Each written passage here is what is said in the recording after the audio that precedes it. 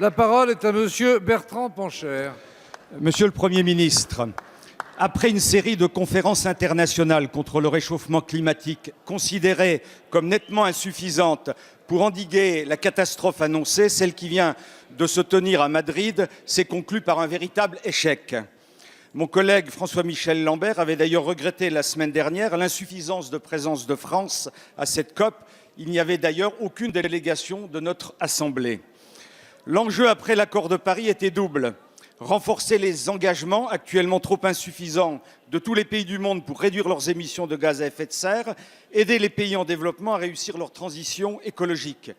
L'échec de la COP25 est désespérant et l'opinion publique, notamment les jeunes, sont médusés. Rien n'a été obtenu, rien. Aussi, dès aujourd'hui, nous devons impérativement préparer la conférence internationale suivante, celle de Glasgow, peut-être celle de la dernière chance. Pour ce faire, Monsieur le Premier ministre, allez-vous mobiliser toute la société civile, ONG, partenaires sociaux, entreprises, citoyens en France, pour que l'on fasse enfin cesser cette série de fiascos et que l'on garantisse le succès de cette conférence internationale qui sera sans doute, je l'ai dit, celle de la dernière chance? Comment allez-vous faire bouger l'Europe pour mettre en place une taxe carbone aux frontières de l'Union européenne? C'est le seul moyen efficace pour contraindre les autres grandes puissances dans le monde à changer radicalement leurs pratiques. Merci, Monsieur Pancher. La parole est à Madame Brune Poirson, secrétaire d'État auprès de la ministre chargée de la transition écologique et solidaire. Merci, Monsieur le Président. Mesdames et Messieurs les députés, Monsieur le député Pancher, vous l'avez dit, vous l'avez bien dit, l'année 2020 est véritablement une année charnière à l'échelle internationale en matière de lutte contre le réchauffement climatique. Parce que, comme vous l'avez souligné, il y a la COP26 à Glasgow et la France sera au rendez-vous, comme nous avons été au rendez-vous de toutes les COP.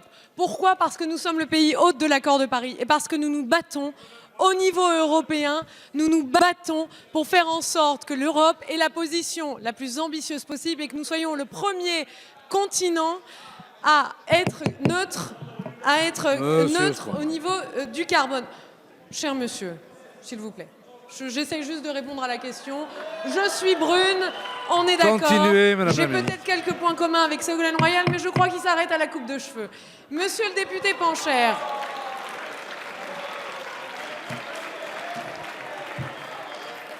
Monsieur le député Pancher, vous avez aussi peut-être raison de souligner donc pourquoi l'année 2020 est une année absolument cruciale, aussi parce qu'en Chine, il y a la COP15 de la biodiversité. Alors, je vais S'il vous plaît, continuez, Madame la ministre. parler très bas. Il y a effectivement la COP15 de la biodiversité qui va avoir lieu en Chine. Et la France répond présent depuis le début. Parce que nous travaillons main dans la main avec les Chinois pour avoir et obtenir un résultat le plus ambitieux possible. L'équivalent et l'enjeu de la COP15 de la biodiversité en Chine, c'est le même que lui de la COP21. Et en France, nous nous battons à tous les niveaux pour faire en sorte que nous soyons au rendez-vous des ambitions. Nous travaillons avec l'ensemble des pays européens, en particulier pour un mécanisme d'inclusion carbone aux frontières. Vous le soulignez, monsieur le député, il est absolument essentiel. Il y a quelques années encore, c'était presque un mot tabou en Europe. Aujourd'hui, il est reconnu et nous y travaillons activement avec nos partenaires européens. Merci. Merci, Madame la ministre. Monsieur Pancher, Madame la ministre, on dérape sur tous les objectifs. On dérape sur tous les objectifs en France, en Europe et dans le monde. Cette génération portera un regard sévère sur l'inaction, sur nos inactions collectives, parce que nous avons peur de changer un modèle de consommation qui est complètement épuisé. Merci, Monsieur le député.